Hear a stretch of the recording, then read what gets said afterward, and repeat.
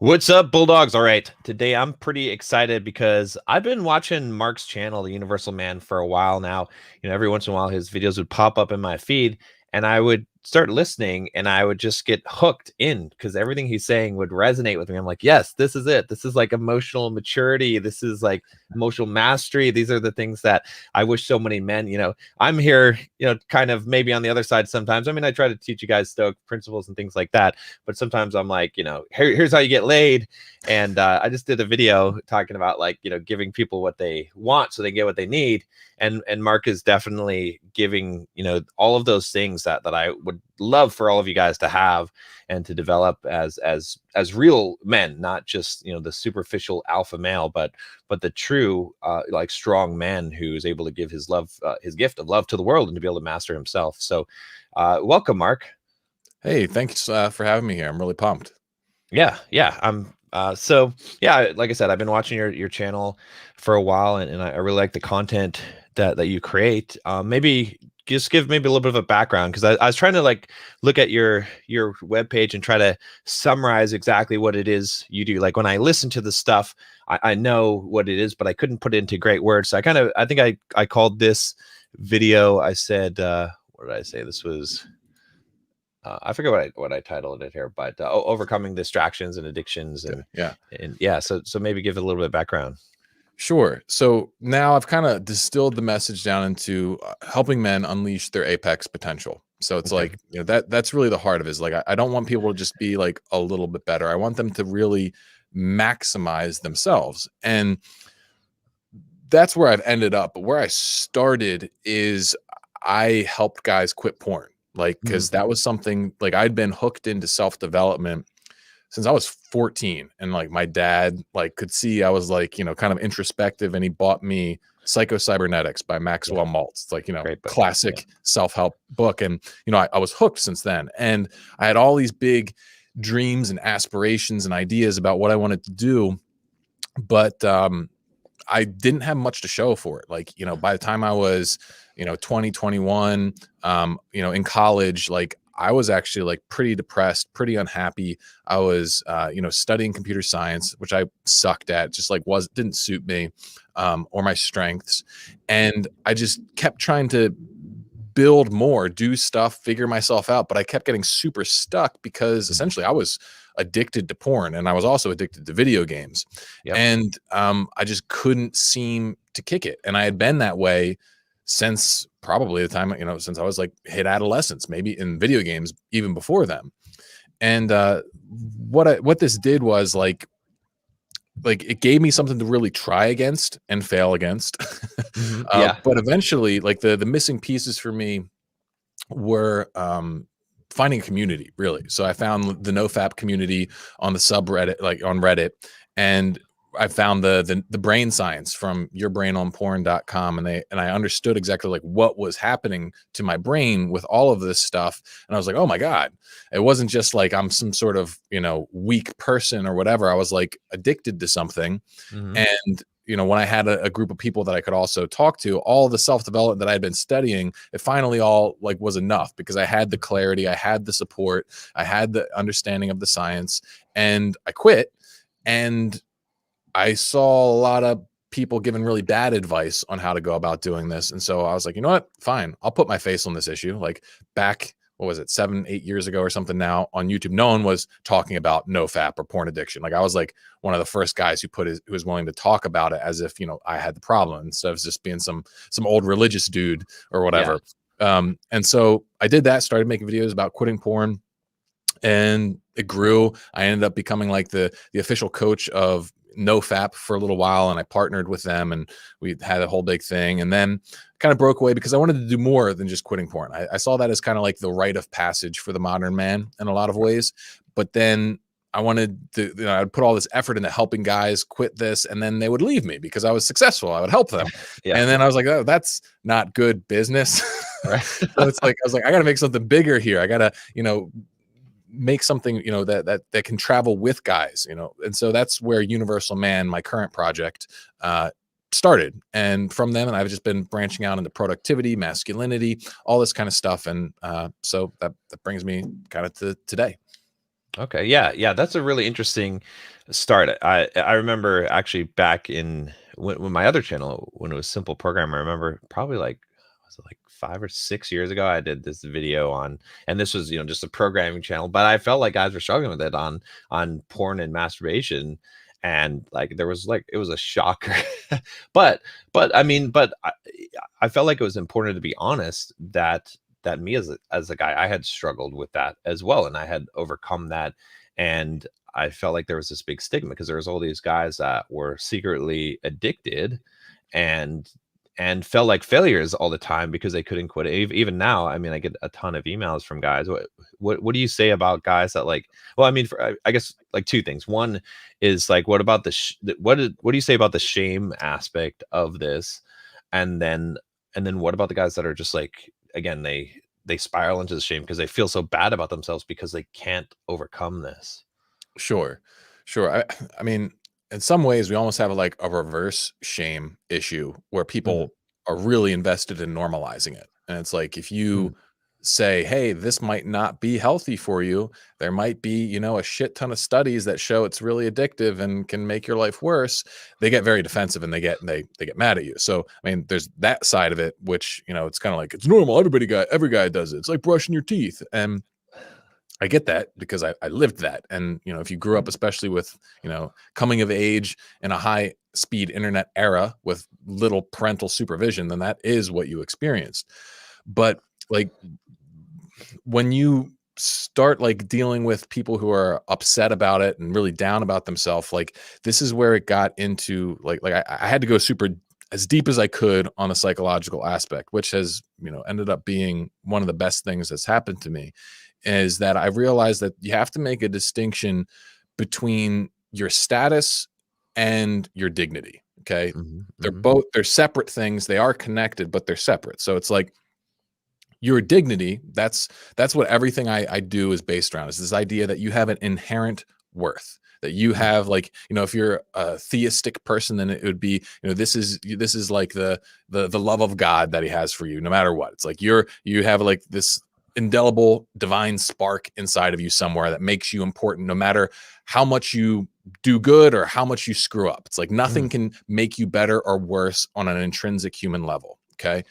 But if you believe that you're inherently good, then it's your job, essentially, it's your nature to try and bring your status, i.e., the way that you conduct yourself in your business, in your relationships, the way you're physically presented, all that kind of stuff. We want that to reflect your dignity.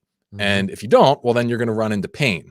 And so the guys who struggle with shame, they're usually conflating the two. They're saying, I did bad, so I am bad. Right, All right. right. And that's where you really start beating yourself up and getting into trouble, because if you say you are bad, well, then you're no longer worth the sacrifice. You're not worth your own effort anymore. And so you got to start with, okay, no, I did bad, but I'm still good. Right, I'm still exactly. good. I'm still worth doing this. I'm worth sacrificing for my own benefit, and I'm worthy of that reward. And so once you can make that separation, you can say, yeah, all right, I'm guilty of doing something bad, of, not honoring my dignity. And yeah, that sucks, but I can fix it and I'm still worth it. So that's the sort of mechanism I've found that helps people get over the shame part. Okay, yeah, that makes a lot of sense. A lot of what you said resonates with some of the things that I've kind of discovered, and even like with myself, like I remember when I had overcome the addiction, the thing that I had done, which I hadn't realized was the thing, was I had reformed a new identity of myself around masculinity. And when I saw myself as this masculine guy, like behaviors flow from identity. And so because I had Right. that new identity, it was almost like a light switch. Like it didn't require any effort anymore because I was trying to stop doing something, and then I would succumb. But when I changed my identity and I became this like I saw myself differently, then the behaviors automatically flowed from that. And then it was like an instant cure. And yeah, I think it's so powerful, like what you said about, and I just like the idea of having, like, seeing yourself as inherently valuable, of having grace for yourself. I think so many people beat themselves up mentally, and that creates that downward spiral. That's such a important pattern. What about now? looking at the science of this, because I know that you've delved into the science of it in some of your videos. You talk about dopamine. What's the science of this, so maybe you guys can understand what's happening? Like with like porn addiction and stuff. Yeah. Sure. So like you have like base instinctual drives, and these might be suited for survival of the species in like a hunter gatherer scenario, but they're ill suited for modern day. So for example, we crave salty, fatty, super high calorie, greasy junk food. That's an instinctual drive from left over from times where calories were very scarce. But that doesn't serve the modern man to just eat Big Macs all day, right? And so a similar thing happens with pornography.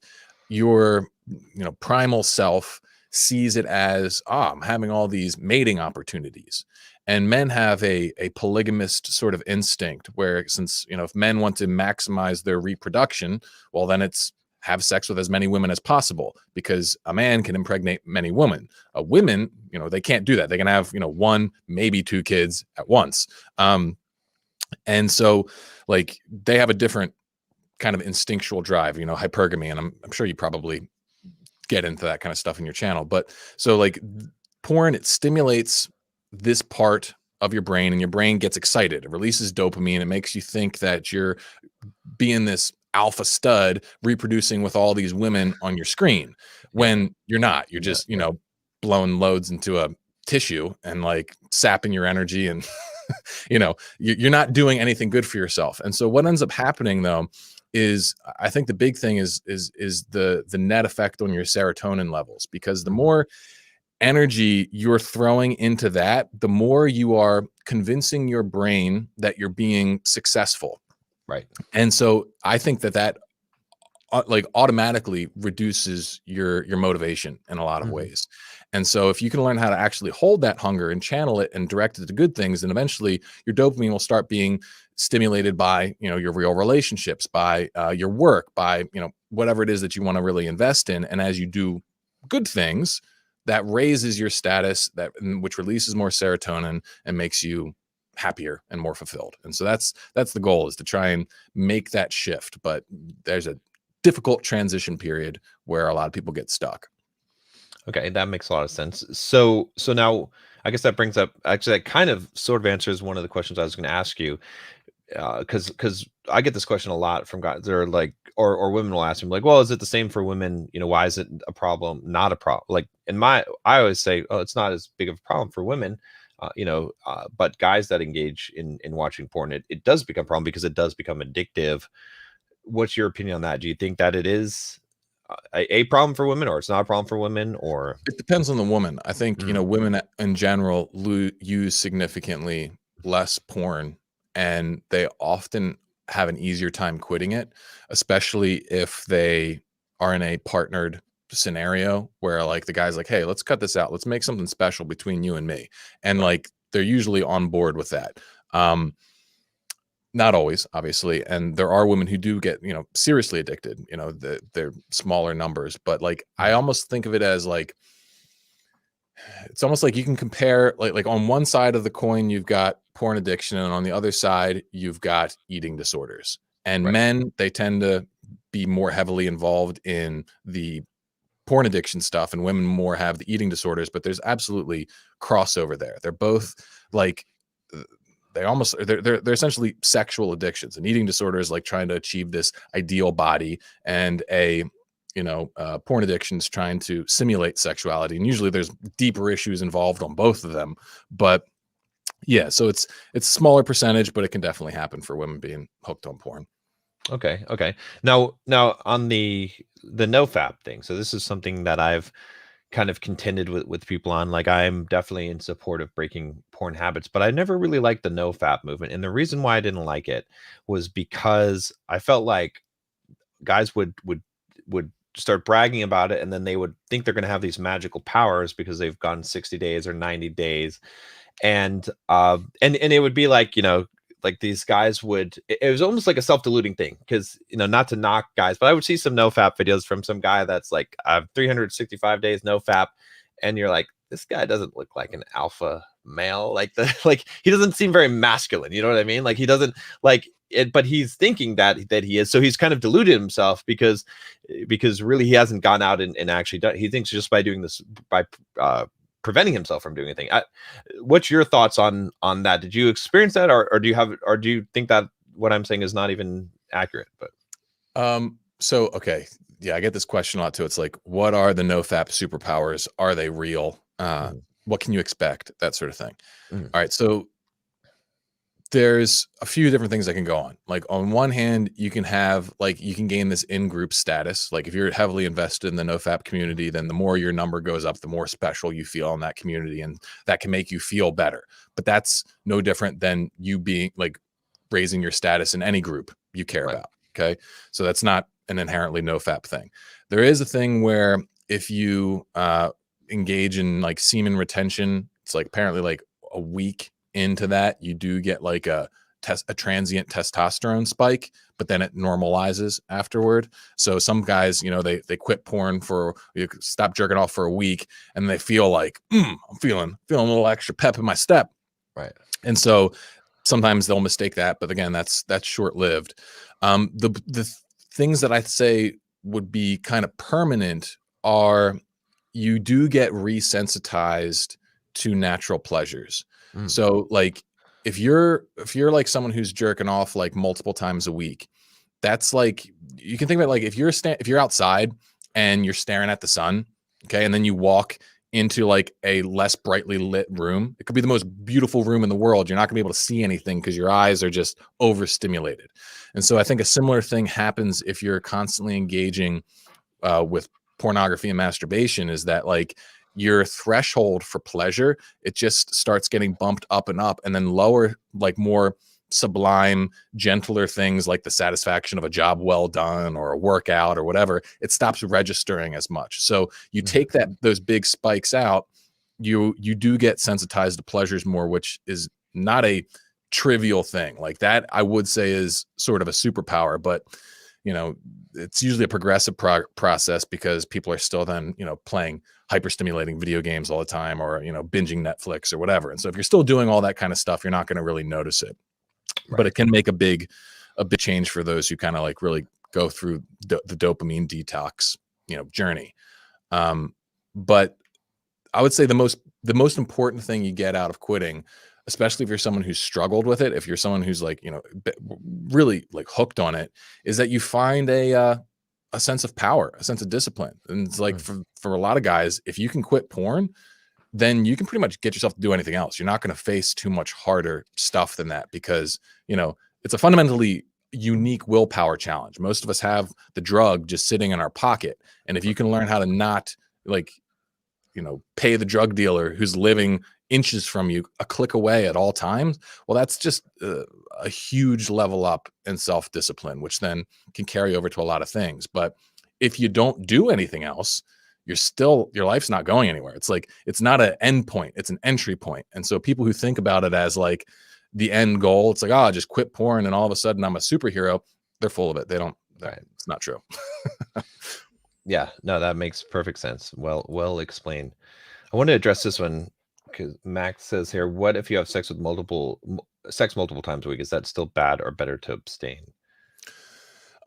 That's different, I would say, because first of all, like, porn is unique in that it can stimulate what they call the Coolidge effect, which is this thing where males of certain species, humans included, it's like the more novel mates that they have sex with, the higher the level of excitement. And so, like, with having sex with your partner, there's like a built-in limiter to where you can only get so excited. But with unlimited internet porn, where you can find new thing, you can keep your level of stimulation at like extreme levels, which does a lot more, you know, damage to your brain. But then also, if you're with a partner and you're having sex multiple times with them, then you're also deepening your intimacy with them. And there's also I don't know exactly how it works, but there is actually an exchange of obviously an exchange of bodily fluids. But like, you know, most people know that like the woman, she absorbs energy if you're having, you know, penis and vagina sex. She absorbs nutrients from, you know, your ejaculate. But the man, he also actually absorbs stuff from the woman. Your dick absorbs, you know, nutrients from the woman. It's a crazy thing, but it's true. And so Yeah. I think that it's a much more complex and sophisticated act when it is, you know, a man and a woman having sex. And you know, from my experience as married man, it's nowhere near the same thing. So I think you're fine, man. You just have a healthy relationship. Yeah. I'm glad. Want to make sure we answered that one, because don't want to steer guys in the wrong direction. They're like, oh, I'm a monk. No, okay. Yeah, no. Don't touch me, woman. You're the devil. Yeah, you want to avoid that kind of stuff, because some people, they take it really far and they go really religious. I mean, it is a religious aspect on like some of the Eastern religions of like semen retention. And I'm not saying there's no value in that, but if there is, then it's of equal value as building a committed relationship in my eyes. It's just a different path. It's just a different, you know, one. And so I think it's just a matter of personal preference, what path you feel called to on your journey. Yeah, no, that makes perfect sense.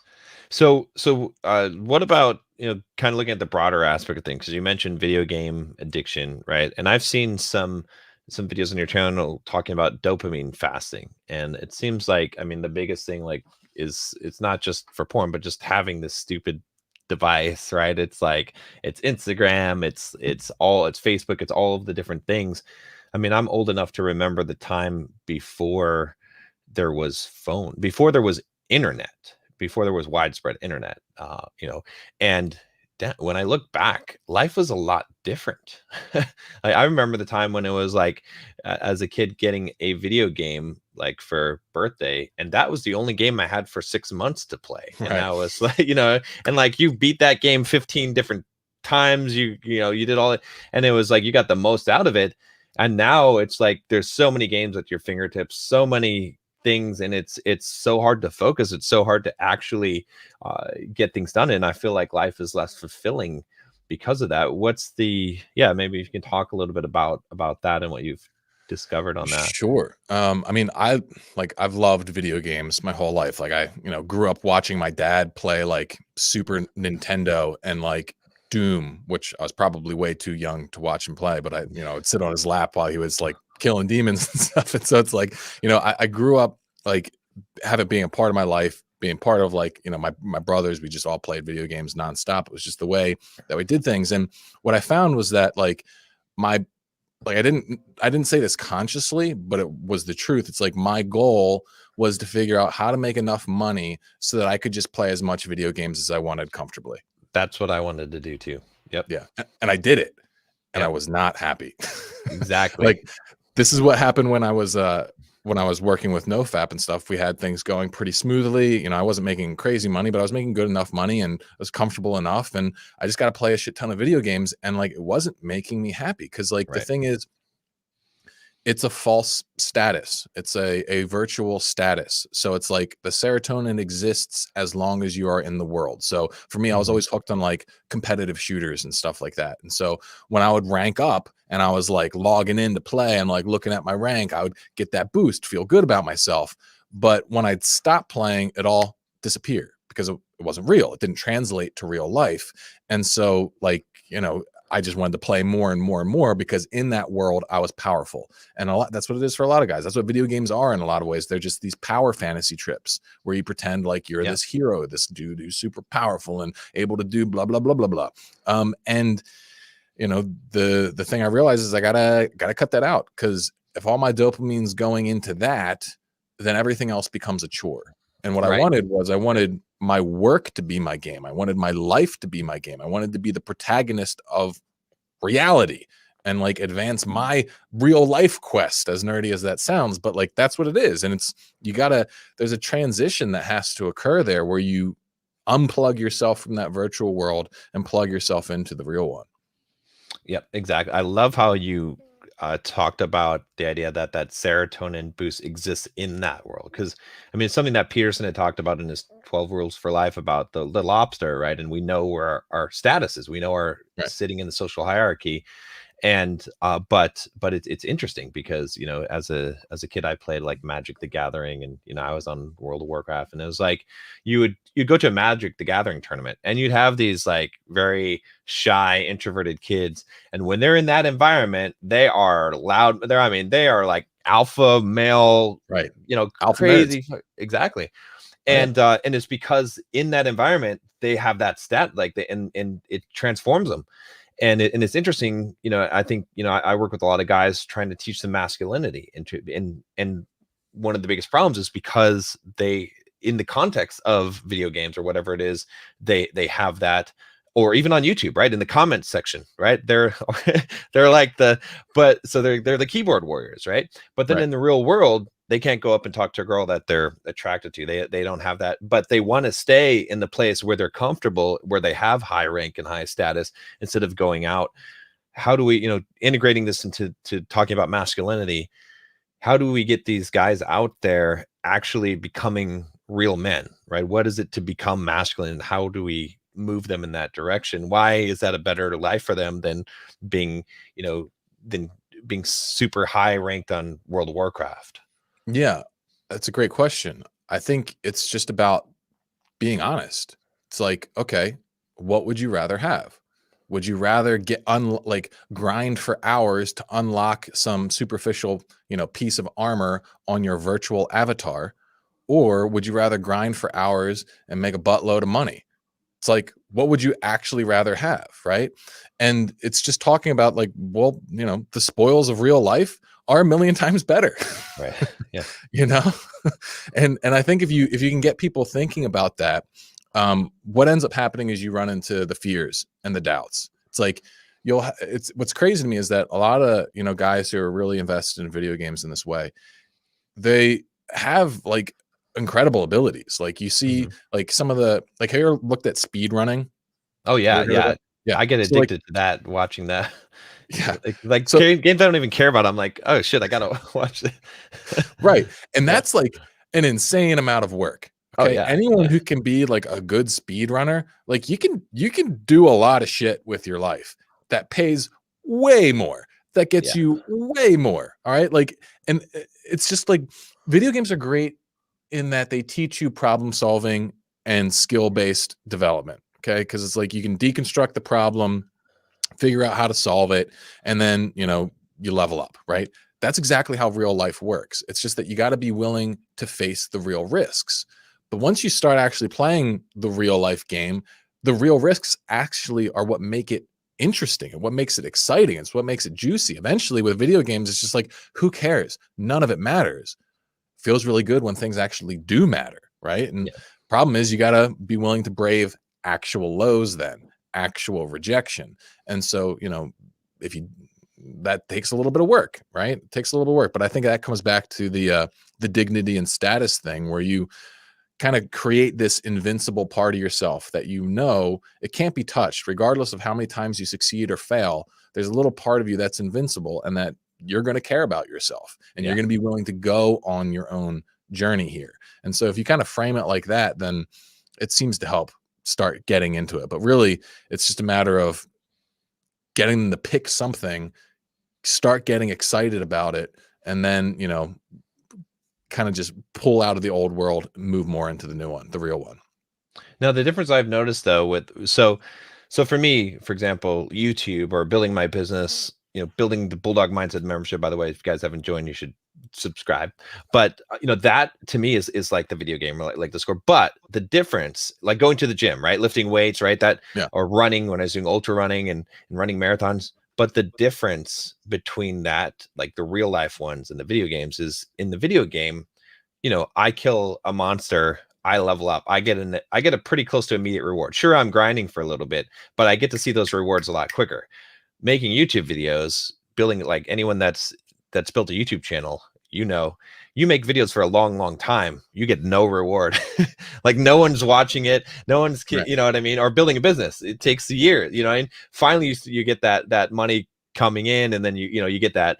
But how do we cross that chasm, right? Because I think that's what keeps it makes it, because when you say it, it's an obvious choice, right? It's like, yeah, would you rather have, you want money and girls and or do you want like an elvish like you want your character, you want a virtual elvish girl character get married online or whatever, you know what I mean, and Yeah. have like the best armor, right? It's it's obvious when you put it that way, but something still keeps them there, and I think that it's part of this. It's because the reward is so it takes so long in the real life.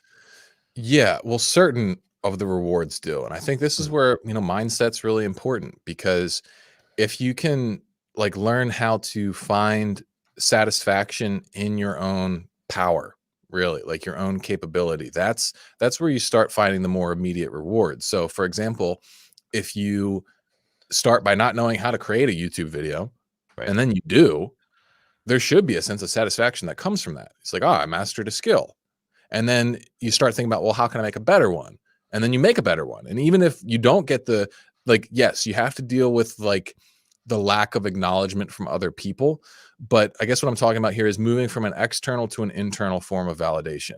And Yes. it's like, if you can live in a way that you validate, that you are really proud of, then usually the external stuff follows. And in fact, this is kind of like the key to a lot of the red pill masculinity stuff, is that like so many of like the pickup artists and red pill, authors and stuff, they know how to basically display confidence and Mm. masculinity while they're still deeply insecure. Yes. And so it's like the better thing is like, if you just learn how to be someone you really like, you'll automatically end up checking most of those boxes just by nature of you liking who you are and feeling confident and having dignity and all that kind of stuff. And so it's trying to bring that game internally and connect with your own sense of affirmation and creativity.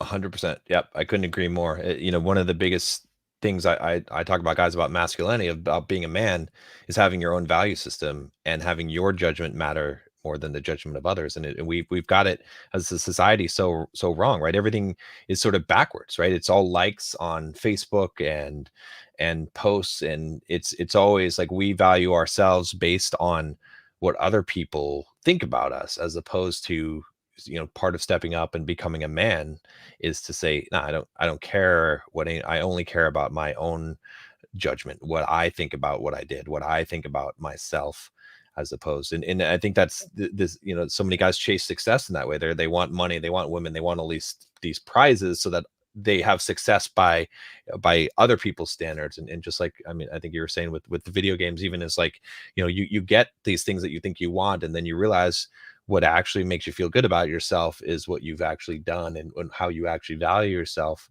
And no amount of applause from anyone else can ever give you what you can give yourself.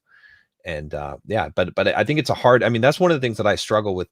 Like, so I guess this is a good question for you too, because I struggle with so I talk about my story all the time. I'm like, oh yeah, I retired young. I had this, I had all this, and then I became extremely depressed because that was not, that's not what actually is valuable in life. But there's resistance to that message, because guys are like, yeah, right. If I won the lottery tomorrow, I'd be happy, right? Or if I were 6'3" Chad, I could just get all these girls, and my life would be great. I wouldn't have any kind of depression. I don't know. You're messed up if you're depressed and you had those things. And it's hard to convince them. So how do you get them to understand these more important things rather than the things that they want to chase? I think it's like you always need, like, your brain needs motion. It will Mhm. not generate feel good neurochemicals based upon things just not changing. So like if you just like people imagine like if you just have a bunch of money, all of a sudden that means you're happy. No, it just means that you've released certain stress, you've removed certain stress points. But like you have to be in a state of motion. Like if you want your brain to keep releasing serotonin, then you have to keep engaging in status raising activities. And so Right. if you reach a certain point and you stop the activity, all of a sudden your brain's like, okay, well, you're not doing anything, so I'm not going to reward you. And so it's like you can focus on gratitude, but like gratitude alone does not generate a sense of purpose. It does not generate a sense of meaning. It's just really, it's a sense of relief and it's thankfulness, and it's good. But like, we need a lot more than that in order to really be satisfied. We need to have, like, men need a quest.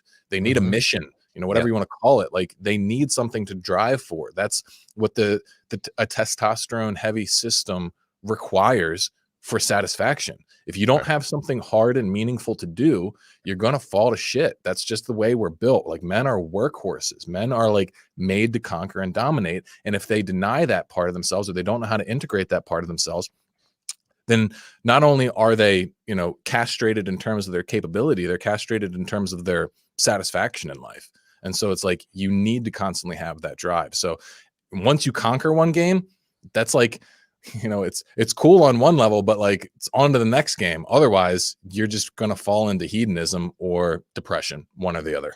Exactly. And that's exactly what happened to me. Just like you're saying about, at one time, I honestly wanted to make enough money that I could just sip Mai Tais and play video games and be on the beach.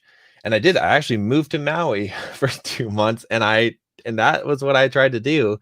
And it was so miserable because I had to have the next challenge, the next thing to do. And I came back and I started putting myself into the business. And then, and then people were asking me, John, why are you like, you're working harder now than when you worked a job? Like, why are you running marathons and doing all this stuff? And it was because at one point in my life, my psychology was such that I was like, you know what? I just worked too hard. I just pushed myself too much. I just need to like get to a point where I can just relax and take a break and not do anything for the rest of my life. And then, because I thought there was something wrong with me, and I kept on trying. I kept on going back. I kept on like trying to leave the business, and I was like, oh, why am I not happy? And then I finally embraced, maybe like a couple years ago, that I love to like push myself and work, and I have to do that my whole life, and I won't be happy not doing that. But it took a lot of introspection before I finally came across that, and I thought that there was something wrong with me. So yeah, and there's even a skill to like working. Like, the first skill is to learn how to work hard, right? And then after that, it's like, okay, well, how can we work hard and sustainably? And it's like, all right, how can we work hard and sustainably and intelligently? And it's like, some guys, like, they just want to grind all day, all night, and that's their happiness. For me, I can do that every once in a while, like when I got something big going on, or I'm really on fire about something. But in general, it's like, I got like 4 to 5 hours of like really focused work a day in me, like, creative, high level stuff. And then, I could throw like a meeting or two or some email and admin stuff on top of it. But then after that, I want to spend time with my family. I want to relax. But it's like, each person's going to have this sort of threshold for intensity in their life versus space and margin. And like, when you can find that happy ground, then it's just, life really becomes pretty enjoyable. It becomes the enjoyable video game. Yeah. Let me see. I got a super chat here from Optimized Prawn. What's up? He says, video games, steady progress, real life, periods of no progress, and then periods of large progress that seem sudden but actually aren't. I see. Okay. So he's talking about what we were talking about earlier about the difference between like the real life, video games always give you that you're guaranteed to level up when you hit a certain level of experience. Right. And in real life, sometimes you you don't. Yeah. Sometimes there's just crazy jumps, right? It's like, it took me like 5 years or something to get to 20,000 subs on YouTube. And then in the 6th year, I like jumped up to like 80,000 based on like 2 viral videos. And it's just like, that's how real life success happens. It's like, you build this foundation, then sometimes you just blows up. And it's no video game really functions like that. Exactly. Let me see. Okay. I think this is worth answering. So it says here, John, you said before that you have to walk your own path. Does that mean if your friends aren't matching your goals, should you leave them? I'll let you answer this first, and I'll weigh into. I think you can have different friends for different purposes. I've got like a set of like high school friends that I'm friends with just because, I love them and we have an amazing time together. We've got a lot of history and stuff like that. They're not like the friends that are like my business inspiration friends. I've got other people that I go for that. And so I think you can have different friends for different things, but there are going to be some people that probably, you know, having heavy interaction with them will hold you back. Like if they're constantly like bugging you on Discord to go play video games, like you might need to, set up some boundaries if you're not strong enough on your own to like, stay away from that if you're trying to avoid it or whatever. So yeah, and it's also depends on how self-motivated you are. And like if you're like a really extroverted person who thrives on your connections and like in a lot of ways like empathetic, like you pick up on the energy around you, then you're gonna have to probably be even more selective about who you spend your time with. Me, I'm more introverted, self-motivated and whatnot, so I can kind of get by with maybe being a little bit more diverse in my group and still perform at a high level, but you know not everybody's like that, and that's what I've seen in my coaching. So you just got to figure out what kind of guy you are and what you want. Yeah.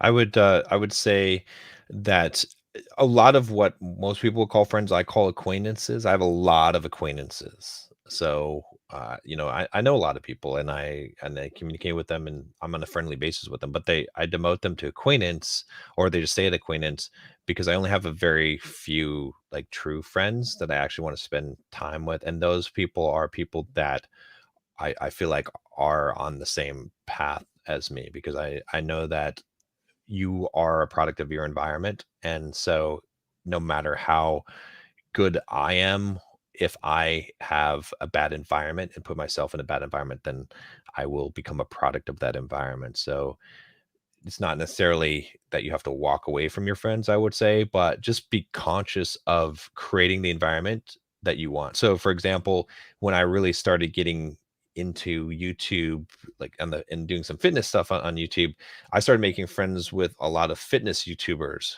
that were jacked and ripped.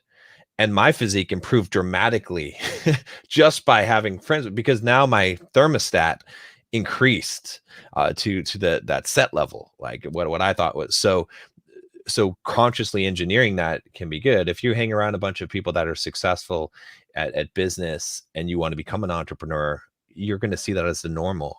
When I hung around people in cubicles, working my regular job, and they're like, yeah, real estate investment, you can't, that's a scam. That's like, no one makes money in that. Or they're like, yeah, you can't really create a business online. That's like, yeah, no one does that. That was my level and I believed it. And be hanging around those people. There was no way for me to really rise above that level when I was around those people. So I had to engineer my environment. But let's see.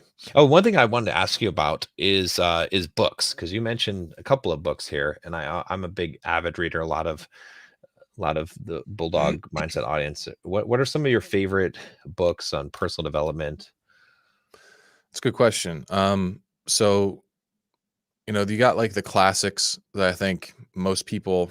I hate telling people they should read a book because then people get a list of books that they like don't really resonate with them. But like it's always worth looking at the classics of any field you're interested in. So it's like in self development, you got like Think and Grow Rich, How to Win Friends and Influence People, Psycho Cybernetics. All those kinds of ones are great.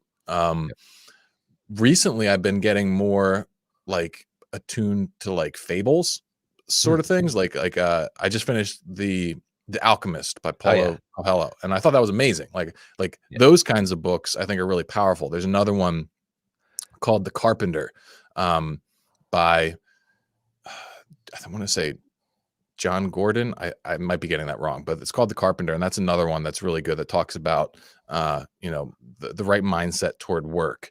So those are really good. If you've like struggled with like productivity, I think and you're a creative, Stephen Pressfield's stuff can be really inspiring, like the War of Art and going pro and talking about like that mentality shift of like really treating your work as like your craft. Absolutely. I'm Yeah, trying to that's one of think. my And a favorite lot of books. business books too. Okay, yeah. Yeah, War of Art is one of my favorite. Actually, Stephen Pressfield's coming on the channel in a couple days Oh, here. awesome. Yeah, one of my favorite authors. War of Art completely changed my life. It made me feel like I wasn't alone. As strange as that, because I felt like with procrastination and resistance that it was just like a phenomenon that was wrong with me. And then like reading that book, I was like, this is the battle that everyone has to fight. And then Right. that gave me new energy to fight that battle. So, but Yeah. Another one that I think gets overlooked for his other book. You got to have kind of a head for this kind of thing, but Maps of Meaning by Jordan Peterson, I think, is like interesting. probably one of the most important philosophical like texts of our time. So Really? that one, Okay. yeah, yeah, I I do. will. See, everyone thinks I hate Jordan Peterson just because I made one video about some hypocrisies that I saw, but I'm gonna read that book based on your recommendation. But Yeah, yeah, definitely worth it. His 12 Rules of Life, I think, is good and has good advice in it, but I think that one's actually the important one. okay, yeah, I'm gonna put that down definitely to read that. Yeah, I wasn't sure because I looked at that, I was like, I don't know, is that, and I hadn't heard any, but if you're recommending it, then I'm definitely gonna read it. That's a meeting. Cool. Let's see. You guys got any more questions here? I'm trying to think what else what we have covered that I wanted to cover. Oh, one of the things was, I mean, briefly. I mean, we kind of danced around this a little bit, but what about the breaking of the dopamine addiction to smartphones and all of that kind of stuff? How does someone? Because that's something that I even struggle with, right? I have this is so stupid, right? If I pull up, I've got like this Dropbox folder where I have like my to do, and on my phone I'll like put notes on there, and then every day I'll process that folder. And there's Yeah. one that's been in there for months now, and it says get 100% strict again, no social media. I never delete it because I want that as a reminder every day, and I want to get back to when I was super strict and just do my pomodoros for the day, and but gosh, it's so hard now to break that Yeah. cycle once I've gotten into that cycle. Yeah. Yeah. It's a big challenge for a lot of people. I think the big thing to understand with what I call this dopamine detoxing, and you got to understand that like it takes energy. You only got so much willpower, and willpower is what I define as your capacity to override your immediate emotional impulses. So that's a finite supply. But if you do it in a focused manner, then you can actually make it so that the habit shifts and it no longer takes willpower to do. So like once you've internalized the new way of doing things, then you're good. You can move your willpower to something else. So the Right. key is really you want to be focused and you want to be very specific about what you're doing. And my recommendation is always start by removing the most damaging thing first and figure out exactly what that looks like. So if you're quitting porn, it's pretty straightforward. There's a pretty established protocol called a porn reboot. You can check out my channel about it. It's like, focus on hitting 90 days, no porn, no masturbation, no sex in general. It's like a hard reset of your brain. You do that. Afterwards, it's going to be, pretty easy for you to maintain, and you can use that willpower for other things. But like in the meantime, while you're doing that, you might be allowing yourself to play a bunch of video games. You might be allowing yourself to watch a bunch of YouTube because you only want to be carving out one chunk at a Yeah. time. So but you want to be trading up. So it's like, I played a shit ton of video games when I was quitting porn. Was that ideal? No, but I couldn't quit both at the same time, at least not voluntarily. And this is Right. why people go away to like rehab facilities for quitting drugs, because it's just, there's too many variables for someone to take on all at once with like a drug addiction. And so Right. it's like when you're running it by yourself, you have to be pragmatic about it because you don't have a team of people, managing you. So, if you're going to try and like cut out social media, then the first thing I would ask you is like, all right, like all social media completely, or is there going to be a time for it? Mm. Or what is like, how does it actually fit into your life, if at all? Oh, you're asking me? Yeah. Yeah. Oh, yeah. So, yeah, for me, I mean, ideally, what I would do is I have to use it as a marketing platform, right? So, Right. majority of it should be output, not input. And then, but there's some going like some of the things that I'm interested in staying up to date on or responding to people in DMs. And so, ideally, that should be able to be checked and done maybe in within half an hour or an hour a day max. That would be Yeah. to keep it in So that. I would say in your situation, what you would want to do, maybe try is put all your social media inside of like a set Pomodoro.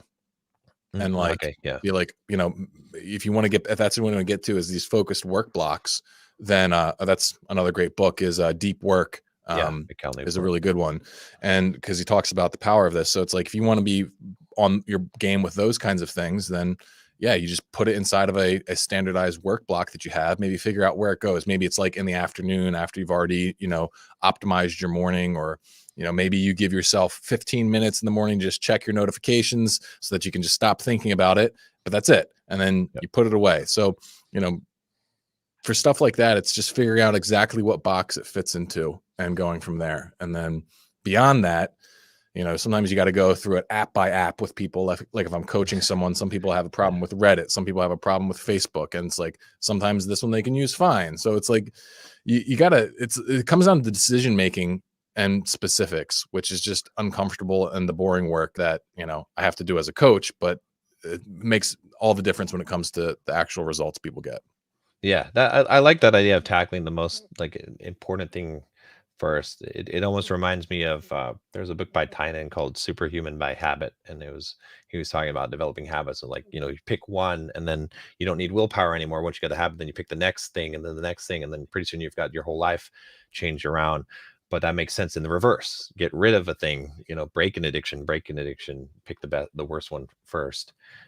Yeah, also that approach. I always people always ask me about breaking like changing their life around and whether or not they should do it all at once or and I feel like it's like you said, like I always tell them you either like slowly step into the pool or you dive in, but you don't do in between. It's like you either like move somewhere, change your life completely around and completely change everything all at once and make a whole new life, or you do it one little baby step at a time. But Right. doing in between is where people they get too ambitious and they don't change everything. They change some things and then they can't follow through. And Right. I think people underestimate what it means to really change everything too. It's like, yeah, good luck trying to, build multiple habits at once while still living in the same place, interacting with the same people, doing the same job. Like you haven't changed everything. You've just exactly. like set yourself up to fail. But most guys in particular, they need to fail that a few times before they okay, Yeah, all right, I need to be a little smarter about this. Either I need to go like way harder or I yeah, got to be way more focused. That was me. yeah, I had to fail a million times trying that. yeah. Change everything in my mind is like join the army and go to boot camp. Right. That's Like, changing everything now for sure. you can have a whole brand new life if you want when you come out of there. So let's see a couple of things that I saw here that oh well this one I think this is worth addressing because I think I get this kind of you know sentiment a lot. So Raf says you guys make success look easy. Success is a lot easier for some though. Is that really true? Well, I mean, if I make it look easy, then that's just, thank you, because it absolutely has not been. Exactly. Has not been at all. Like Exactly. you're seeing me here doing a live stream with someone who's also, probably gone through a lot of challenge. And it's like, it's never easy. If success was easy, then everybody would be successful, right? And I'm not saying that I haven't had natural advantages and support and stuff like that. I absolutely have, and I'm very grateful for it. But at the end of the day, you got to ask yourself, are you making the sacrifices that could bring you success? Are you? And if you can answer that confidently, like, I am 100% making those sacrifices, then my friend, it's just a matter of time. That's it. Yeah. It's just a matter of time then. But, if you're not, well, then you have no right to ask for success. And this is one of the things that almost like it progressively, you wake up to it. Like at first I was like, well, if I'm just putting enough hours of work in, then I'm fine. But then I realized, I might actually need to like reconfigure some more stuff. I might really need to scale back the video games so that I'm more passionate about my work. And it, like, you realize there's more and more and more that you can give, and you can't give it all at once, but you got to make sure that you're sacrificing somewhat. Otherwise, you're going to be a slave to your comfort zone. And if you don't like where your comfort zone is, well, then you're going to have to stretch it, and that's uncomfortable. And I definitely would echo what you said there, Mark. And I would say also one thing to add to it is that it depends on what your definition of success is, and people define success wrong. I kind of alluded to this earlier, but success is not how much money you have or how many hot chicks you bang or what other people think of you. Like that kind of success of other people telling you you're successful, that's meaningless, because you can be the most successful person. I mean, I've gone to bed with a high number in my bank account and all these accomplishments that other people would say are successful, and I felt like crap because I know when I woke up and that day that I didn't deserve what I got, that I didn't put in the work that I had put in earlier, and I wasn't successful for that day. So the way that I define success in my life is doing the best, is what I feel, doing what I was capable of doing and maximizing that. And and also, the idea that like controlling result, like you can't control results. Like it's your job is to put in the work, and that's what you can control, and that's what makes you successful, whether you put in the work or not whether the results come, because the results are not within your control. They're not in anyone's control. It was a big lesson that I learned playing poker a lot, because you couldn't define your success in playing poker when you're grinding it out based on whether or not you got the pot. It's whether or not you made the smart calculated move, whether or not you played the odds correctly, you did positive EV, positive expected value moves consistently, and you had to define your success in that way. Otherwise you're not going to make it. You're training your brain to look at results instead of the process. The process is way more important, and that's what real success is in my opinion. Yeah, I used to say this a lot. It's like you want to behave like a man that you would admire. And that's a lot of times it's hard. Like when I first was trying to get myself together, like I couldn't do that. I could barely work for an hour at a time before my like porn addled and video game addled brain would like break down and needed a break. But like what you got to do is you got to look at it circumstantially. So it's like, all right, a guy in your current circumstances with your current level of willpower, current level of discipline, current level of resources, how could that guy behave in a way that you would admire and be like, you know what, he's doing good by himself, by like what he can accomplish, he's doing it. That's what you got to aim for. And you got to maybe think about that. But when you can start measuring yourself, like John said here, like based upon your own affirmation from, your own values, like that's where you start finding real success. Yeah, that's really good. Actually, there's a Seneca quote. I can't remember the exact quote. It's in Seneca's Letters to Lucilius, where he talks about that exact idea of pretending like a man that you admire is watching you, or like trying to be a man that you would admire. And I thought that was extremely powerful way of looking at things. That's I think that it's those context shifts, those like paradigm shifts that are most effective when you see things in a different way. One last thing I wanted to address here. I think this is a good one. A lot of people ask questions like this. Okay. So how do you find your mission if your interests are shattered in different areas? What do you think about that? It's a good question. There was a period where I was super interested in a lot of different things, and I had no idea what the heck I was supposed to do. There's a couple ways to approach it. I would say there's kind of two main principles that I would use with most of my coaching clients. First is remove the biggest pains. Okay. Because that's automatically going to be inherently compelling, motivating. And if you do it, your life's going to get a guaranteed big leg up. So if you've got any like significantly bad habits or bad circumstances in your life, fix those. And then beyond that, whatever energy you have left over after that, start plugging it into whatever's most exciting and begin making progress in that. And, as you do both of those things, usually the path will solidify. And part of it's going to be a matter of like giving yourself permission to put stuff on the back burner. Like you have to be okay with not doing it all. It's like I always say, you can do it all, just not all at once. And so just, prioritize, and you got to talk to that part. It's like, oh, well, we should be doing this thing and this thing and that thing and that thing and blah, blah, blah. And it's like, you can't. Yeah. Like one of my favorite quotes is, it's like a special forces like training quote. It's like slow is smooth, smooth is fast. Yeah. And really by going in a focused manner, it seems slow, but it's actually the fastest way that you can make progress. Right. So as long as you can just figure out where the energy is and hit the big ticket changes consistently, then you actually are working the fastest route to getting all of it. It's just, you can't fall for that siren song that you can just do everything all at once.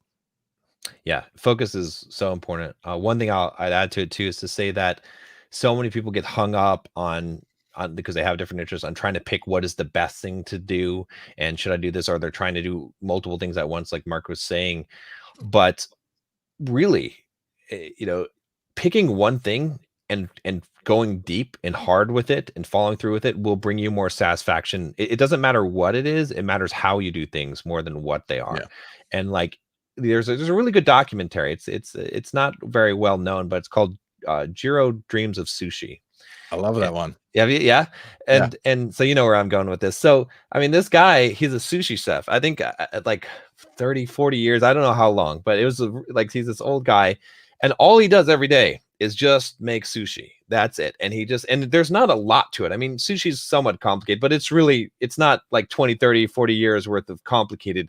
But he makes the rice perfectly, and then he folds it perfectly. And he has this huge fulfillment in life. He's this very fulfilled person because he's doing this one thing, and he's put his whole heart and life into it. And it to you, like when I first watched this, like, what?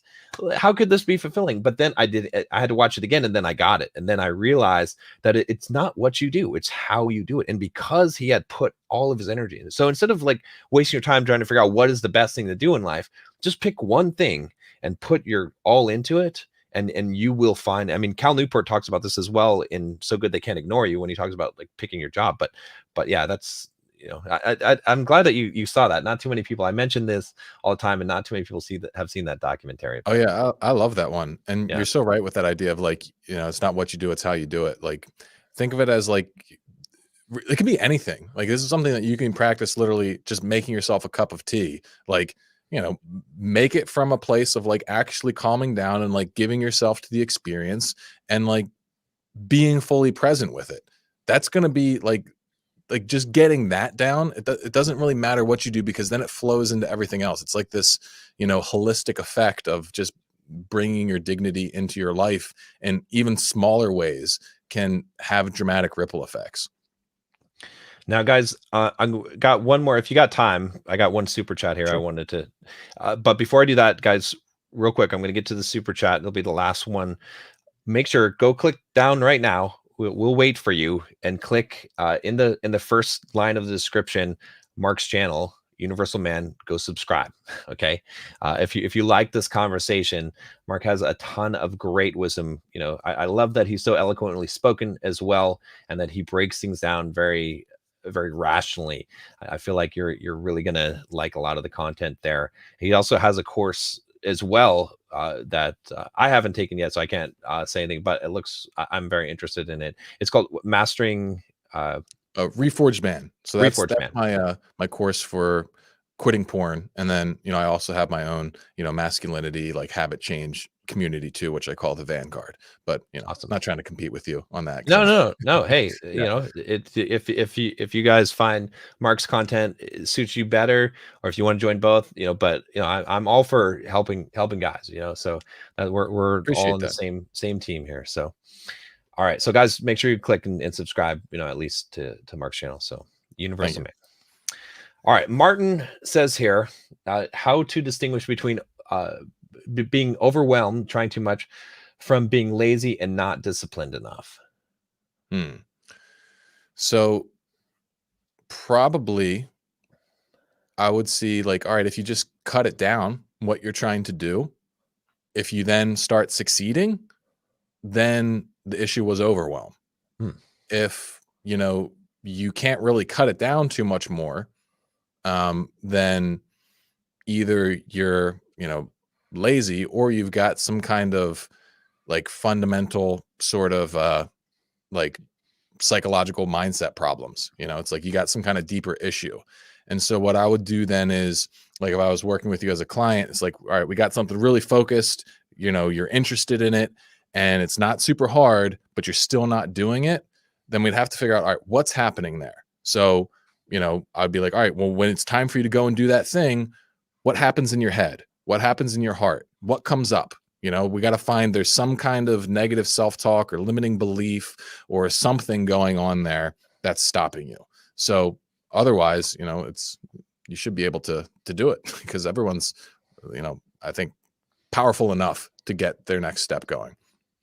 One thing I would say that helps me is I started doing Pomodoro technique, not because like what I did was because at first I would make to-do lists like everyone does, and then they're arbitrary, right? So some days I would check off all the items of my to-do list, but I would feel good about myself, but I didn't really accomplish a lot. It was just that they were easy tasks and they just happen. And other days I wouldn't check everything off on my to-do list, but I'd work really hard and do a really good job, and I'd feel like crap because I didn't check off some arbitrary items on a list.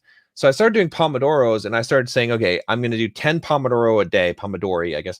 And that was my criteria for success.